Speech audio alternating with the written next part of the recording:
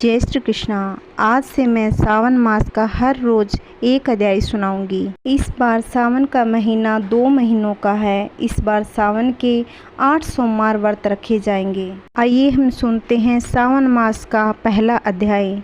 शौनक जी ने सूत जी से पूछा, हे महाभाग, आपके मुख से अनेक आख्यान सुने, मुझे तृप्ति नहीं हुई, फिर भी कुछ सुनने की इच्छा बढ़ती है। आपने कार्तिक मास का महात्म्य, तुला से सूर्य होने पर, माघ मास का महात्म्य, मकर के सूर्य होने पर और मेष के सूर्य होने पर, वैशाख मास का महात्म्य कहा। अब आप उस उत्तम मास के महात्म्य को कहो जिसके सुनने से मेरी और कुछ सुनने की इच्छा न हो। सूत जी ने कहा, हे मुनिगणों, आपके लिए मेरे पास कोई भी गुप्त बात नहीं है। एक श्रोता में सब गुण होने चाहिए, वो आप सब में हैं। अर्थात एक श्रोता में ये सब गुण विद्यमान होने चाहिए।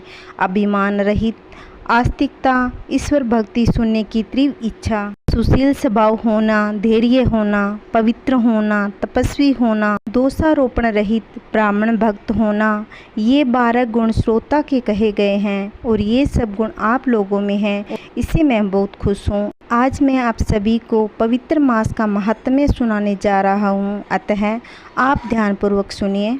एक बार सनत कुमार ने ईश्वर को नमस्कार कर पूछा, हे देवों को देव महादेव, मैंने आपसे बहुत से व्रतों तथा धर्मों को सुना, फिर भी बहुत कुछ सुनने की इच्छा है। हे देव, आप उस उत्तम मास को कहो जो आपको प्रसन्न करने वाला और वह सब कर्मों का सिद्धिदाता हो तथा जिसमें कर्मों के करने मात्र से अनंत फल की प्राप्ति हो। ऐसे उत्तम मास के समस्त धर्मों को कहें।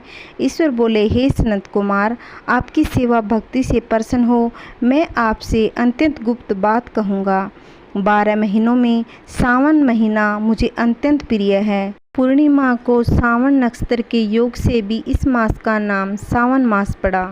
ऐसे मास के धर्मों की गणना करने के लिए भूमि पर कौन समर्थ हो सकता है, जिसके संपूर्ण फलों को कहने के लिए ब्रह्मा हुए, जिसके महात्म्य को देखने के लिए इंद्र हुए, जिसके फल को कहने के लिए भगवान अनंत ने 2 शस्त्र जीवा धारण की। ऐसे मास को देखने और कहने में किसी का सामर्थ्य नहीं है। हे मुनि, अन्य मास इस मास की कला को भी नहीं प्राप्त कर सकते।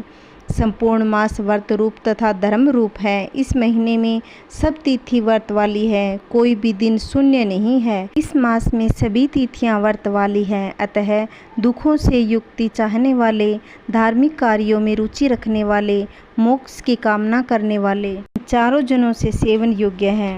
सनत कुमार ने कहा, हे भगवान, आपने जो कहा, इस मास में कोई भी दिन व्रत शून्य नहीं है और कोई तिथि भी व्रत शून्य नहीं है, उसको आप मुझसे कहें।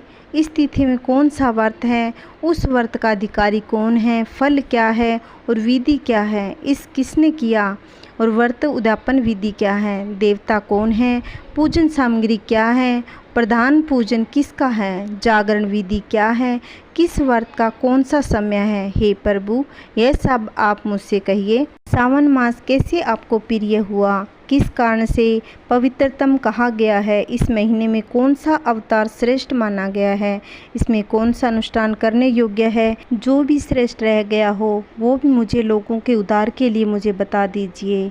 रविवार, सोमवार, मंगलवार, बुधवार, वीरवार, शुक्रवार, शनिवार करना चाहिए, वो भी मुझे बतलाइए। आप सबके आदि में उत्पन्न हुए हैं, अतः आपको आदि देव कहा गया है। जैसे एक की विधि बाधा के अन्य की विधि बाधा होती है, वैसे ही अन्य देवताओं के कारण आपको महादेव माना गया है।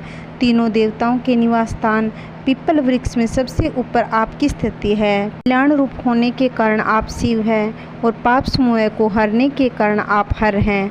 आपके आदि देव होने से आपका शुक्ल वर्ण प्रमाण है, क्योंकि प्रकृति में शुक्ल वर्ण ही प्रधान है, अन्य वर्ण विकृति है। आप कपूर के समान गौर वर्ण के हैं, अतः आप आदि देव हैं। पति के अधिष्ठान 4 रूप दल वाले मूलाधार नामक चक्र से ब्रह्मा जी के अधिष्ठान रूप दल वाले स्वादिष्ठान नामक चक्र से और विष्णु के अधिष्ठान रूप 10 दल वाले मणिपुर नामक चक्र से भी ऊपर आपके अधिष्ठान होने के कारण आप ब्रह्मा तथा विष्णु के ऊपर स्थित हैं। यह आपका प्रधानता को व्यक्त करता है। हे देव, एकमात्र आपकी ही पूजा से पंचानयत पूजा हो जाती है, दूसरे देवता की से किसी भी तरह संभव नहीं। आप स्वयं शिव हैं। आपकी बाईं जांघ पर शक्ति स्वरूपा दुर्गे, दाहिनी जांघ पर गणपति, आपके नेत्र में सूर्य तथा हृदय में भगवान श्री हरि विराजमान हैं। अन्न के ब्रह्मा रूप होने तथा रास के विष्णु रूप होने और आपके उसका भोक्ता होने के कारण ईशान आपके श्रेष्ठता पर किसी संदेह हो सकता है। सबको विरक्त की शिक्षा देने हेतु आप शमशान में तथा पर्वत पे निवास करते हैं। पुरुष सूक्त में इस मंत्र के द्वारा प्रतिपादन के योग्य है, ऐसा महर्षियों ने कहा है।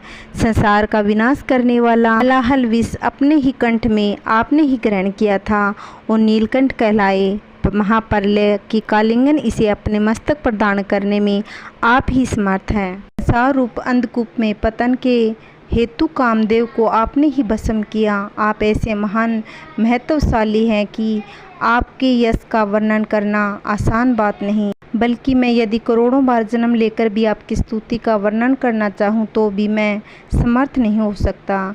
इसीलिए हे दयामय, आप मेरे ऊपर कृपा कर मेरे प्रश्नों को बताइए।